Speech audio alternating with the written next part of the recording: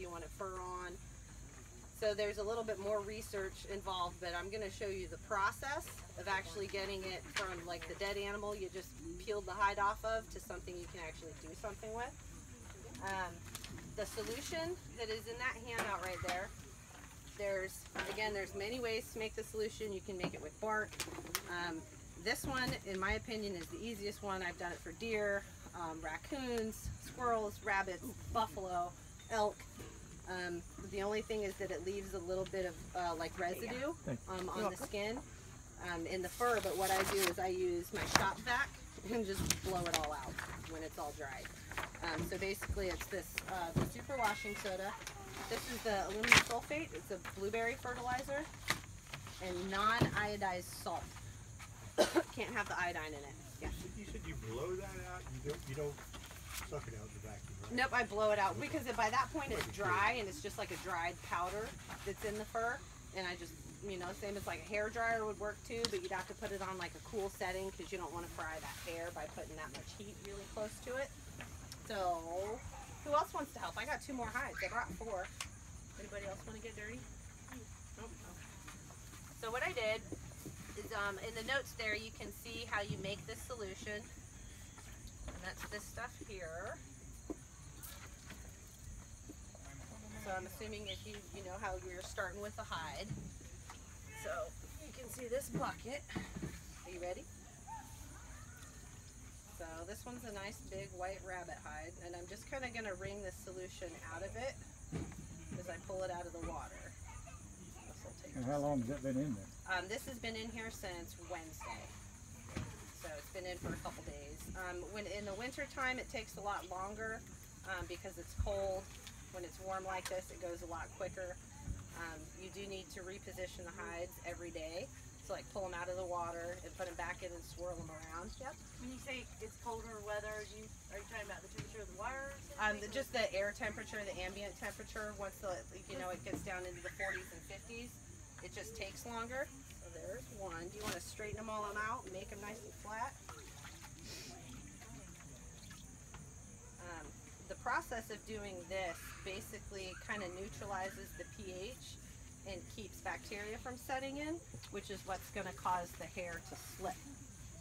And hair slip means basically you get bald spots, the hair falls out of it. And if you want to hide on tan, like which is what I do with making like the blankets and the mocks and stuff like that, you want all that hair. You want to put that one up there so you feel. I feel like you guys should be like Vanna White or something. But yeah, to neutralize the acids that are in the hide, and it also helps break down like into the lower levels of the dermal layers of the skin because there's mucus that's in there, and the solution isn't gonna soak in really well if a whole lot of that mucus is in. I've kind of cheated and done a couple of steps that are mentioned in the notes, but I knew we wouldn't have time to do today. So actually they went in the soak and I pulled them out and I flushed them and put them back in the soak. So we're just going to pretend that that's what we all did. So basically the only thing is that there's, you want to do that one too, a little bit more fat and meat that's on these that you've really got to get off to allow the solution to penetrate. So like the first time you soak it for like a couple of days, and it kind of changes the consistency of like the meat and the fat that's on here. And you can see that's just like that, you know, snotty kind of stuff that's going to come off of there. And does it vary from animal to animal? It does, and it also depends on where at on the hide you're working. You know, there's not a whole lot of fat around like the belly portions, pretty much on any mammals except for like raccoons and bears. They just kind of have like a big layer of fat everywhere.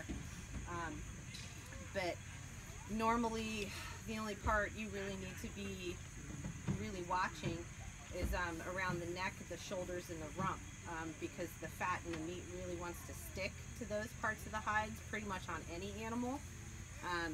With like deer and things like that, when you first put them into the soak and you pull them out, you can pick off a corner and almost peel the whole thing off.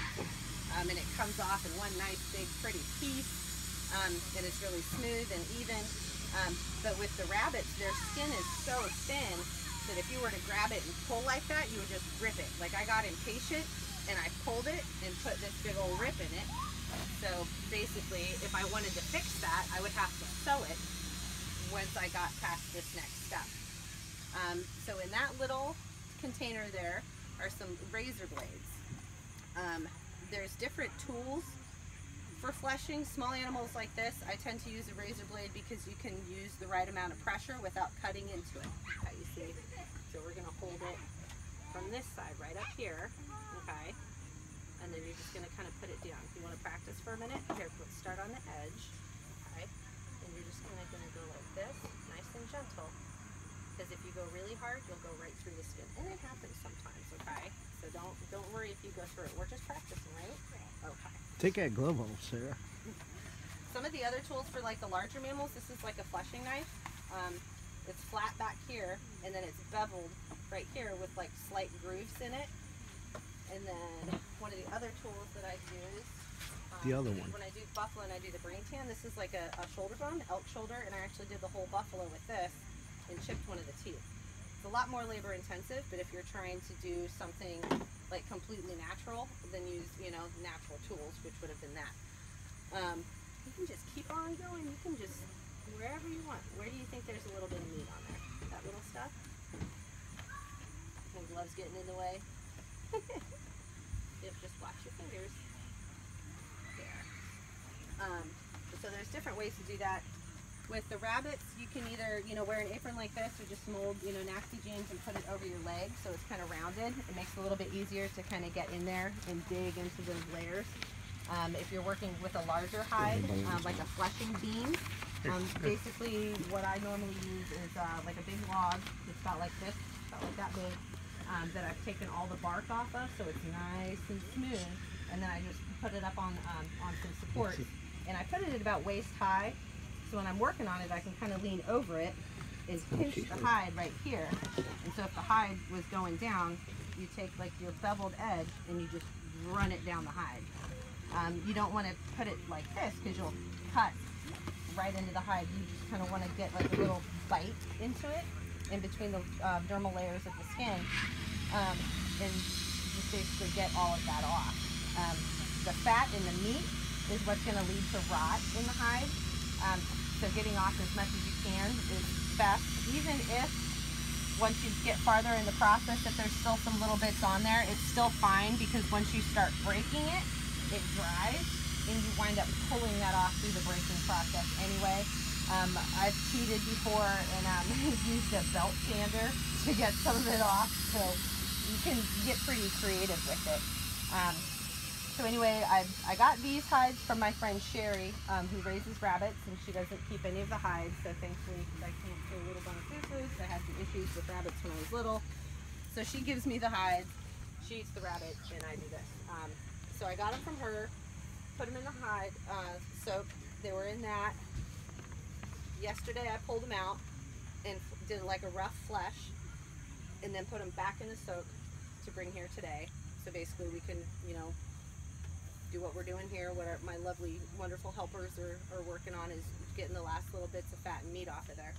Do you guys have any questions about that stuff so far? You know, how to make the solution, you know, you can use warm-ish water, don't use hot water, don't use ice-cold water because the salt isn't going to want to dissolve that well.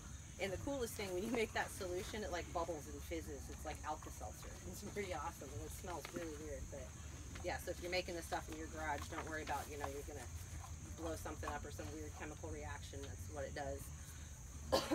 If you're doing larger hides, obviously you could get a bigger container than this. I've got huge storage totes. I've got 55-gallon totes, you know, for like the bison and things like that. And you would just double the recipes for as much liquid as you needed. Let's see. The bark tan, you can use bark from hardwoods to do that if you want to. There's also like an ash tan, so you would use the ashes from hardwoods, and you would soak them in there. The easiest way to do it. It's a god-awful mess, and it turns the hide super dark, and you got to rinse them a whole bunch, and you dull your knife because there's pieces of that stuck in the hide when you're trying to scrape it. but basically you just mix it into like this big charcoal slurry soup mix, and then you take an egg and you float an egg in it. If the egg sinks, you need to add more ash. The pH isn't right. You should see about that much of the surface of the egg floating just underneath the surface of the water, and that's how you know if your pH of your wood ash solution is where you need it to be before you put the hides in. So you're using lye? I'm sorry? So you're using lye in this process? This one's alum. Okay. Yep. And plus with the salt. That's what I get for cutting my fingertips. And I've also got water down here. If your fingers start to hurt or anything like that, just stick your hands in the water. But there we go. Let's see. With large hides, once you get to this step and you get all the meat and the membrane and everything off, with like deer, the elk, buffalo, I prefer to put those in a big rack. Like the larger the animal, the larger the rack. So the buffalo I put in a 12 by 12. I use 2 by 6s for that, and I double them up. So it's actually 8 2 by 6s, and then I put lag bolts, 2 lag bolts in each corner, and then I use that kind of clothesline right there, which is a cotton clothesline. So basically it's going to stretch, but it's not going to stretch a whole lot because you want the hide to have a little bit of give while you're working. But as you work on the hide, when you're fleshing it, it stretches because it doesn't have those membranes kind of keeping it all tight and everything in there. And those ones come untied fairly easily when you put a knot in it, so you can constantly readjust the hide, which makes your work a lot easier. So again, when doing the smaller hides, if you put it across your leg, you know, you have that surface area to where your razor blade is taking a very small bite, you know, and it's easier to get in there.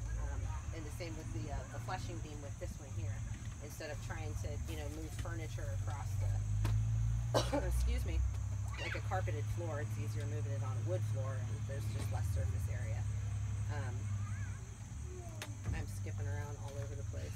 So I remember to write that stuff down for you guys, but I'm trying to like think of where I would be at. With these, once I was done getting all of this off, I would rinse it in just a little bit of cool water just to help take some of the detergent out of the hide. And then I would wring it out again. And I brought a couple of towels here. I'm going to steal this one in the middle, okay? You guys are doing awesome. Do you want to take one of these home with you when you're done? Finish it at home? You got it, bud. So with little hides, because you don't want to wring it because you'll rip it, I just roll it up in a towel. And then just kind of push on it, and it helps take some more of that water out. See, I'm surprised there's not more of you guys that want to be up here playing with dead animals. I have 3 freezers in my house. One of them is for all the pork, one of them's for everything else, and then one of them is pure animal parts. So I have random birds and animals and parts of stuff, and nobody goes near that one but me. So you can see this one's just a little bit drier. It's not dripping or anything like that. If I was at home, what I would do is take a blow dryer and fluff up all the fur on this side, because the hide's going to take longer to dry when all the fur is smashed down. It's kind of trapping that moisture against the skin. If you wanted to, you can leave it just like this, walk away and be done. Totally finished. It's not going to rot. The hair's not going to slip. It's not going to fall out. It's just going to be stiff. It's going to be dried, and it will be that flat and be that hard. That's basically like a tanned piece of rawhide, you know, very stiff. It'll be really fuzzy and nice and everything, but how's your fingers? Did you find? She's pretty much doing all right. There's no chunk stuff here, trying to get that all. If this, hypothetically, we wanted to make this into moccasins, or we wanted to do a blanket, we wanted it to be soft, what you would do is breaking it. So do you know, how did you break your raccoon? Did you break it?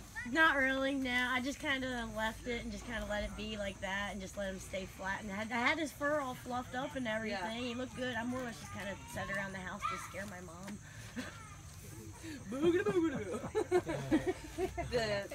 The first buffalo, if you guys get a chance, I have the booth set up next to Jason, but I have a couple of hides over there that I've done. One is a deer, that I had racked up, and I was working at an event, and I was doing like a flushing demonstration. And so I flushed the whole thing out, and it was probably 85, 90 degrees. It was very hot, very strong sun, and the whole hide dried like that. It's been 3 years since I've done it, so I didn't put it in any soak. I didn't brain it. I didn't charcoal. I would nothing. It was a green, meaty, bloody, fatty hide that I stuck in a rack, flushed it out, and let it sit in the sun. And that's it. And that's over on the table there. I have half a bison hide that I did about 8 or 9 years ago.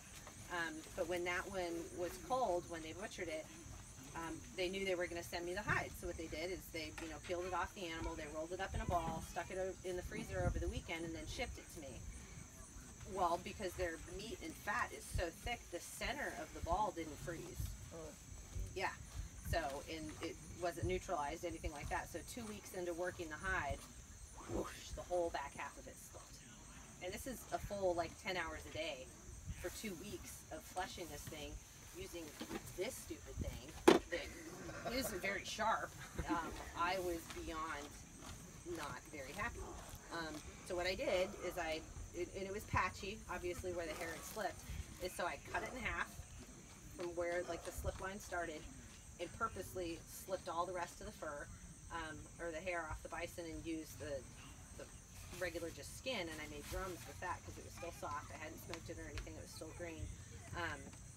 And then just kept the front half and put it up on the wall. So I didn't break that one at all, so it's very, very stiff. It's like rawhide with fur on. And then there's a couple of rabbits that I've done that I got to this point. I blow dried them and then broke them a little bit, but not enough to be blanket soft, because I want to be able to use those when I make the moccasins. And if it's blanket soft, when you pull your foot out of the moccasin, you're going to pull the hide out of the moccasin too. So I want it to be kind of stiff, so it lays in the moccasin and doesn't want to fold in on itself when you pull your foot out. So if you want them really, really soft, like if we pretend that this is like a 2x4 or a tree, something like that, you would take the flesh side, and then basically you just run it back and forth like this, just repeatedly. Wood works best because the wood helps to pull the moisture out of the hide. Obviously this isn't going to do anything because it's metal, it's not going to absorb any of the moisture, but I'm going to pretend. And you just keep on doing this, keep on doing this. And with rabbits, you don't want to ever pull too hard because you'll rip it right in half, and especially as it starts to dry. No. Did you cut yourself? Yeah, a little bit. Here, I got a clean Oh, you'll towel, be though. fine. Man, bringing bandages. Did you wash it? Yeah.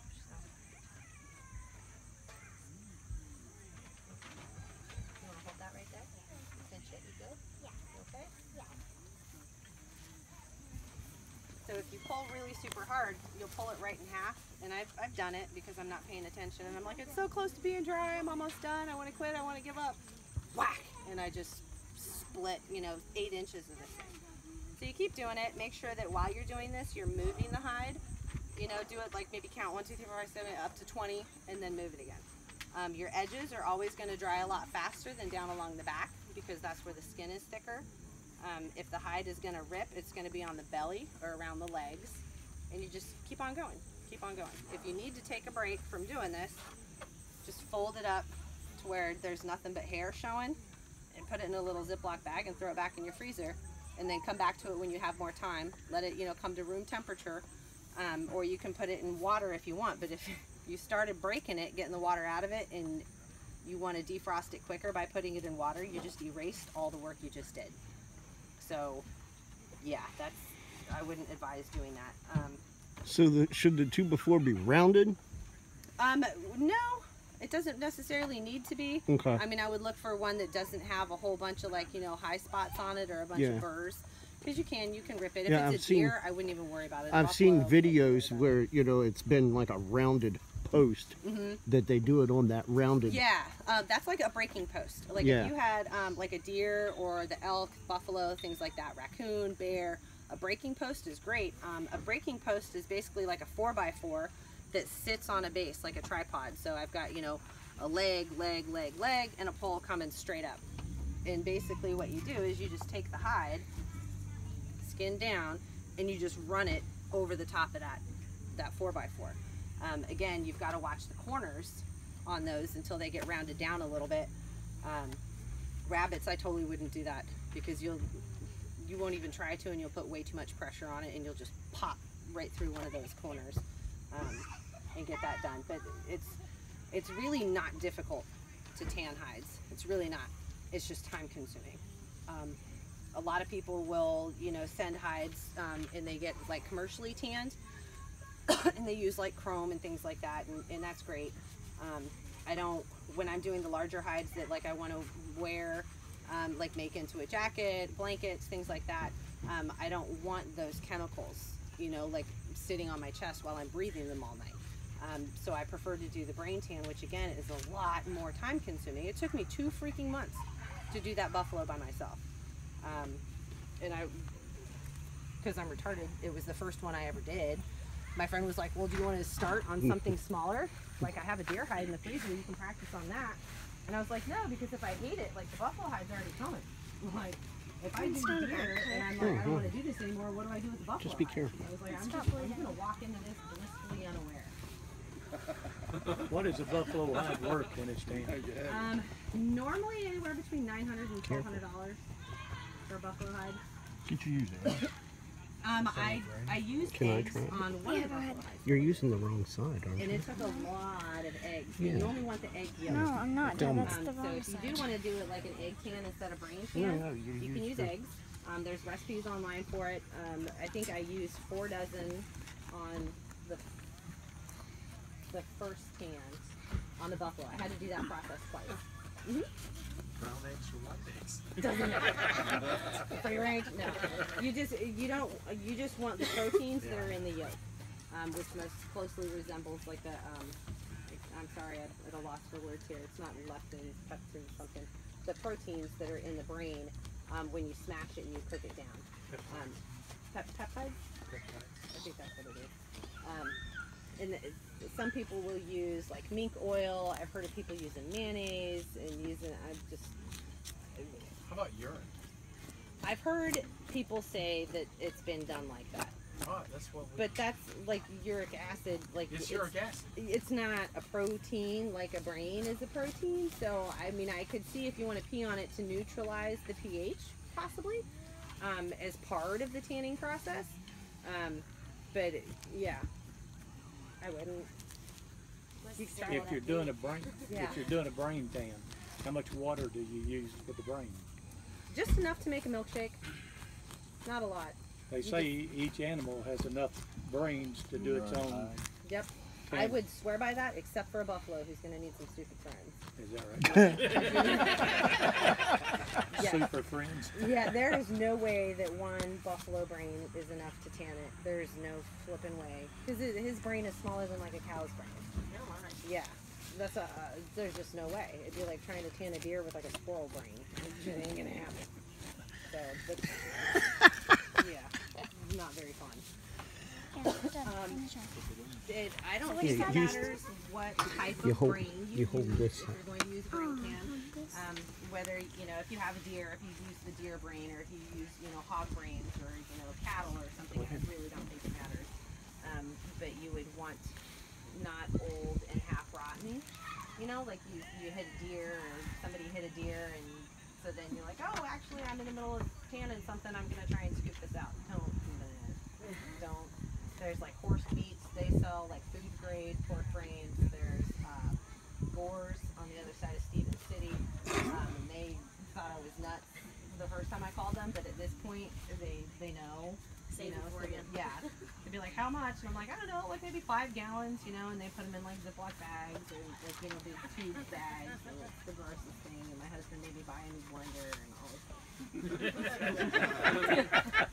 stuff. So you have a brain blender. I do. Well, first it was just my blender, but then my husband saw what I was doing and refused to let it stay in the house after that. Did you have a question? Yeah, when you have that mixture and you decide to do it again the next day, what do you do with your mixture, drain mixture? Do you put it back in the refrigerator? No, basically you use the whole thing. Everything that you make, you work into the hide. Like the rabbits you don't need to do because they're just so flippin' thin. I've never had a need to do anything other than this. Excuse me. You know, and then break the hides with the rabbits. Like the deer, everything else, If you put the brain solution on that evening and you let it sit, and it's warm water, it's not hot, you can put your hands in it comfortably. You put it in there and you check on it about 12 to 24 hours later. If most of that solution is soaked in, you need to do it again. You need to do it until that solution is basically pooling on the surface and the hide cannot absorb any more of that mixture. And then you would just, take your hand if there's any chunks or whatever, and you just kind of scrape it off. You don't need to get like a squeegee or anything like that, because the hide is already pretty dry. It feels dry. It's just like cold and, kind of slimy from the soup you just put on there. And at that point you would just start breaking it, whether you want to use like a 2x4, you want to use your leg, if you want to pull it over the deck railing or a breaking post or whatever. That's pretty much it, and you just do that until it's dry. And it's got to be completely dry. If you stop before it's completely dry, it will turn to rawhide. It will be the stiffest thing ever, and then you have to get it wet and start over again. So you can start over after it turns to rawhide? Yes. Yep. And you can do that a couple of times. I've done it up to 3 times. When I need lacing for like making drums, I'll use basically like pieces that the fur is slipped off or something like that, and I'll let them dry, and it's it looks like a big dried thing of spaghetti, and it's just like a big huge clump, and I'll throw it back in some warm water, let it sit for a day or two, and it'll rehydrate, not to the 100% elasticity that it was when it was green, but it's still soft, and it'll still shrink back up when you let it dry for like lacing drums or something like that.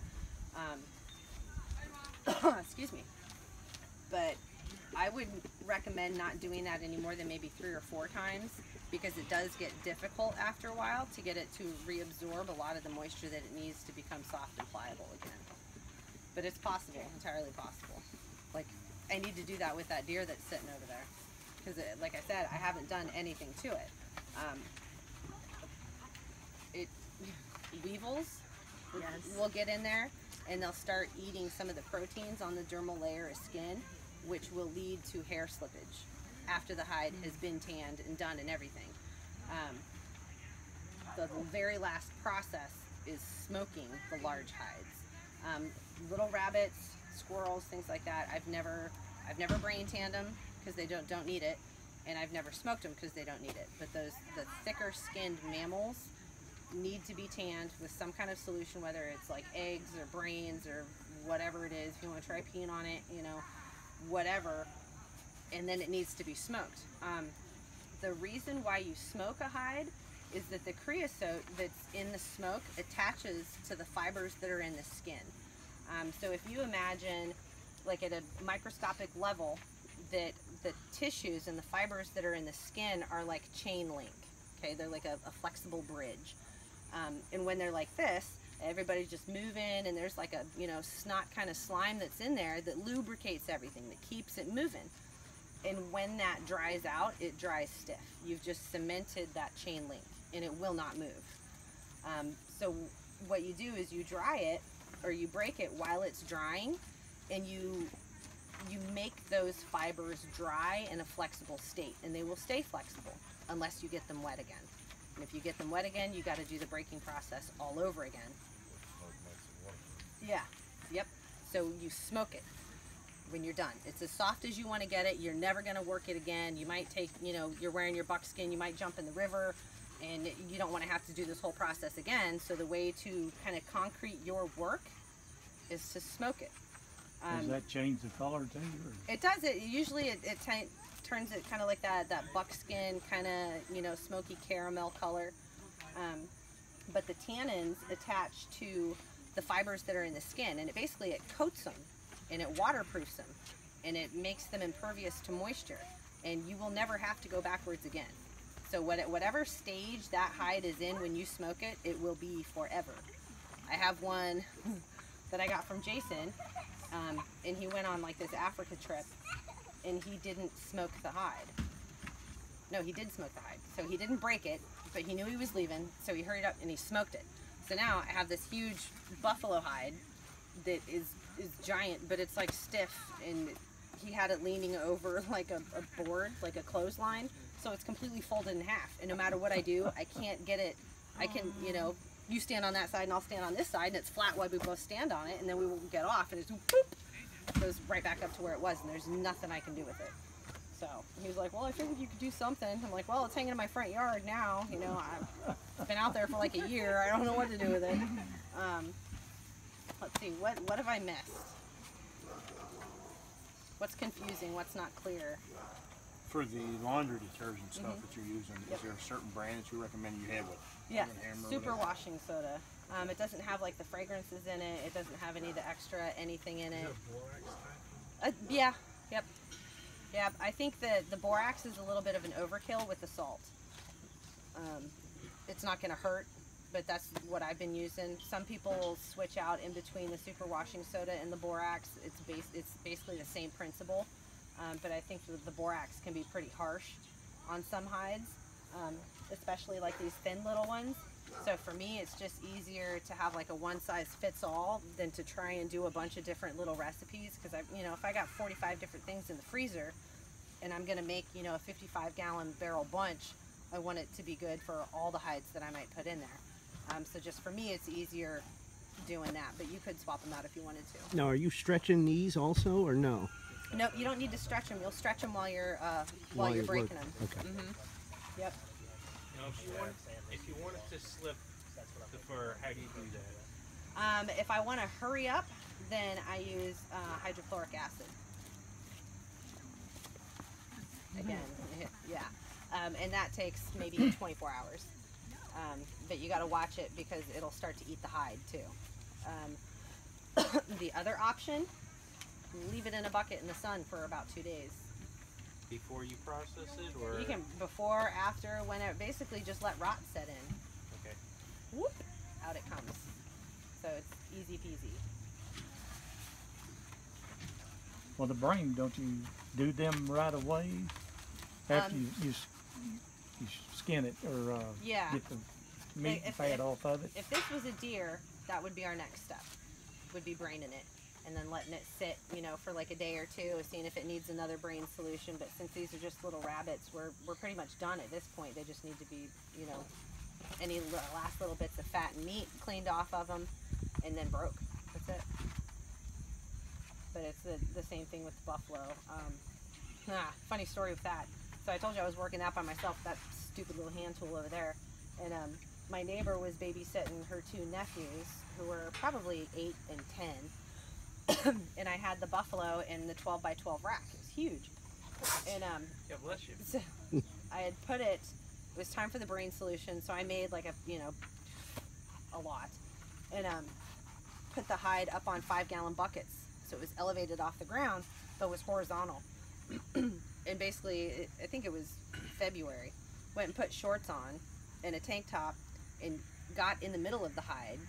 Like, it's up off the ground, and I'm like, sinking in it and scooping this mixture, this brain mixture. I'm trying to work it in with my hands and trying to work it in with my feet. And I'm doing this in the garage, and the garage door's up, and my neighbor comes over me, looks at me like I'm obviously insane. Obviously. She's like, what are you doing? And I was like, well, it's like a dead carcass covered brain slip and slide. And I was like, what are your cousins doing? She's like, why? And I was like, well, tell them to go put shorts on and come over and help me. So we did. Like, the 3 of us, like, we were jumping on it. They're extremely, the buffalo are extremely thick skinned, very rugged. And we wound up having to get, like, the whole frame about this high off the ground, because even with the 3 of us on it, it was stretching so much, the hide itself, not the cord, and I had to keep getting off and tightening it back up to keep the pores open so we could work that mixture in there. We're running back and forth, and you kind of take a couple steps and then slide and try and pushing it down into the skin. It was the grossest, funniest thing I've ever done, but yeah, that was interesting. We all smelled horrible, and the one kid, he fell and he had like the brain solution all over the side of him. I'm just like, the crazy stuff I've we seen do. some of them use the paintbrush to paint it on. Yeah, like if you with the smaller hides, just pushing it in is fine. I wouldn't recommend putting it in a bucket with it, because you want like a nice even distribution in there, and trying to get all those little bits of brain matter out of the fur is not a fun task. So it might seem like it's easier to just make the brain solution, put it in a bucket, and throw the hide in there and slosh it around, but it's really not. I think it just makes more work for you. There's also also razor blades I've seen in one of the catalogs that I can't seem to find anywhere else. But they're these really long ones, like this. And there was a handle. Anyway, I broke the handle. But these things are awesome, especially if you're trying to do like taxidermy type stuff, where you want to leave it with like the face on or like the claws. You know, you need to get in and get the meat out of the pads of the feet from like bear and things like that. So like a really fine pointed X-Acto knife, but not like the craft X-Acto knife because the blades aren't long enough. There's all sorts of special types of tools, and that looks really nice. Does it? It does. What about these little spots here? No, these are gonna wear off, and like these are starting to discolor just because they're drying a little bit. But yeah, like even if you put your fingers underneath it, you know, you can't feel anything. There's like these tiny little things, but once it starts drying, these are gonna peel and lift up like this, and you can either cut it off, or like I said, like a if you want to use like the belt sander, like a palm sander, because those little pieces will be kind of hard, and you can just grind them off. Okay. So what about a wire brush or like a piece of sandstone or something like that? You could do that on like a deer, but I wouldn't do it on any of the rabbits, just because they're so tiny and so thin-skinned. So like the next step basically would just be breaking it, you know, and that'd be it, easy peasy. So again, it's not difficult, it's just time consuming.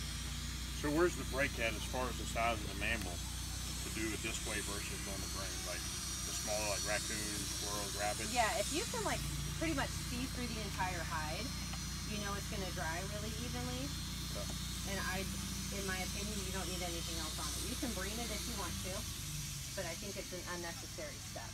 All right. The animals that have the thicker skin, the fatty animals like bear, raccoon, like oily, and the thick skin, those are the ones. Muskrat around? Is there many people doing muskrat in this area? You know, I don't know.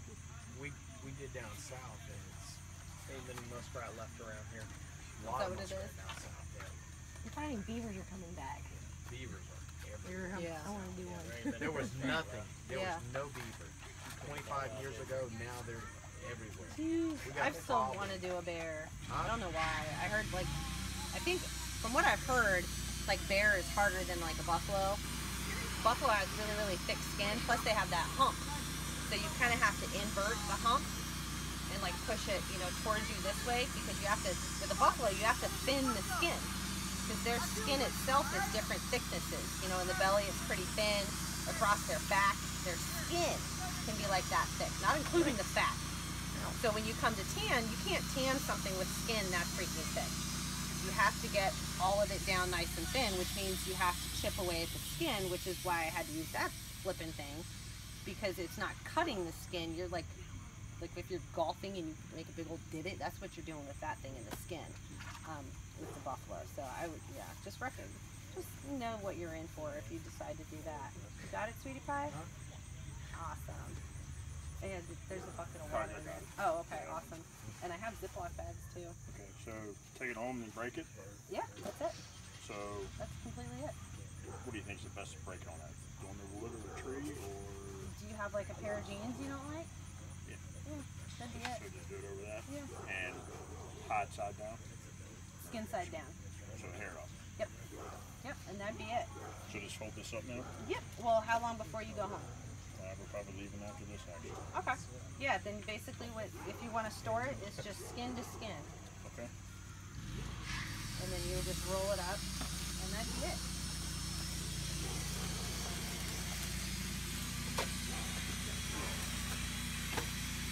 You are doing great.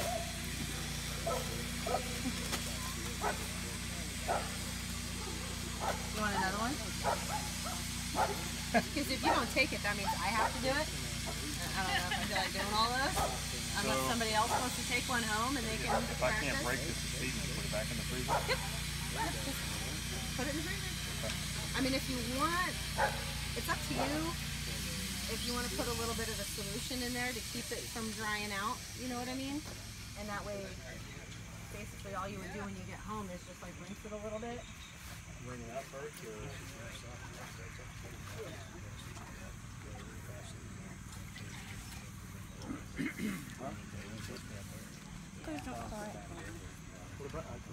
for dry before you break it?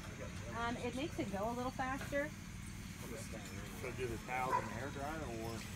I would do the towel, and then what I would do is put it down on something like this, and then use the blow dryer, and just kind of keep doing it. It will take like 20-30 minutes on like a low setting, just so you're not heating the hide. You just want to air dry that hair, yeah.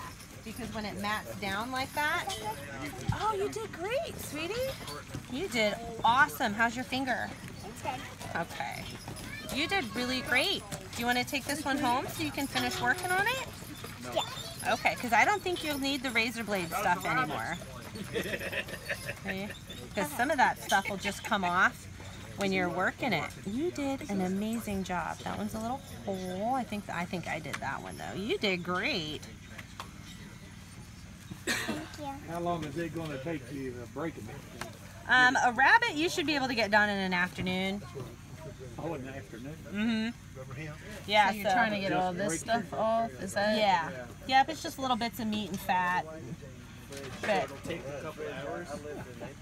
at least. Okay. At least. That's why I'm saying like the little shortcuts, like putting it in the towel and getting some of that extra moisture out, and then putting it flesh side down, hair side up with the blow dryer on low setting. Because you can see like the hair's like it's matted, it's just waterlogged and matted down to the skin, which is going to hinder this side from drying, because as you pull the moisture from this side, it's going to keep pulling it from this side. So if you can remove the moisture from all the hair, this side will dry a lot faster. So again, if you just, sat down and worked on it, took like a 5 or 10 minute break, like every maybe 30 minutes or so, because your arms get freaking tired. It's like muscle failure, doing this. You're not going to sit there and do that for 6 hours straight. It's just not going to happen. But you should be able to get it done in an afternoon. And again, it's a lot easier if you butcher the animals yourself, because most times when people are butchering, they're not butchering to save the hide. They're butchering to save the meat. So they'll make all sorts of gouges and cuts in the hide, which then make it harder to get those internal layers off, because it's not a big solid piece you're going to be able to take off. It's a piece this big, and then there's a cut all the way through to like the subdermal layers, and then you got to pick it back up again. So it's kind of a little more time consuming. So if you do hunt, do yourself or your neighbor or whoever's going to be tanning the hide a favor, and just basically you go around the neck, and with a deer especially, you just yank the whole thing off. Don't cut it, just pull it. And it's basically like taking a sock off that doesn't want to come off, but it does. And then you can take all of these, like I've done deer where I soak the deer with the hose for like maybe 5 or 10 minutes, and it swells those layers, and you just get one little dig at the corner, and you can pull the whole flipping thing off, and it's beautiful and white and smooth, and that's it. You're ready to throw it in that, pull it out 3 days later, rack it, brain it, and break it, and you're done. My husband uses an air compressor. Yeah. Blows it up. Yeah. Retain the skin. Nice. And he's able to Wrap it up. pull it That's off a amazing. lot easier. Skin on Yeah. skin. That's But awesome. long ways.